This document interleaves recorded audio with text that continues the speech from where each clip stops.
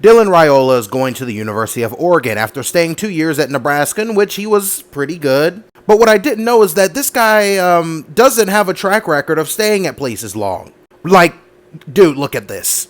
Started off in Texas, then went to Arizona, committed to Ohio State, decommits, and then goes to another school in Arizona. He commits to Georgia and moves to Buford High School, a powerhouse high school in my home state of Georgia, by the way. Then decommits from Georgia, signs with Nebraska, goes to Nebraska, enters the transfer portal, and commits to Oregon.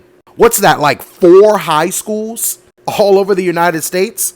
Not to say that I'm judging Dylan Raiola, because I don't know his circumstances whatsoever, but this is a lot of schools. And again, it begs the question, is transferring becoming a problem? Me personally, I have no issue with players going where they want to go and where they believe they fit. But I do have an issue when that player is 22 years old or 23, 24, 25. Not 22, I'd say like 24, 25 and still transferring schools. It's like, homie, come on, you might want to give the NFL a chance.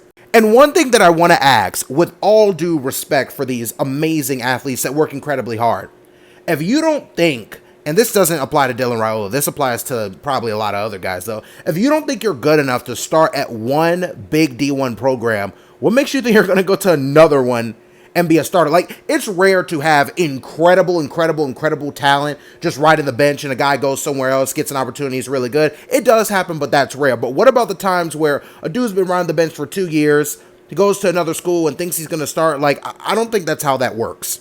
But systems are different. Coaches do things in different ways. They admire different talents. So perhaps that factors into why people transfer schools so much.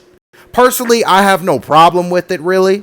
I wish there was a little bit more consistency in college football nowadays. But hey, the game's changed and we just got to change our minds as fans. Still very excited to see what Raiola can do at Oregon. I feel like their offense fits his strengths very, very well.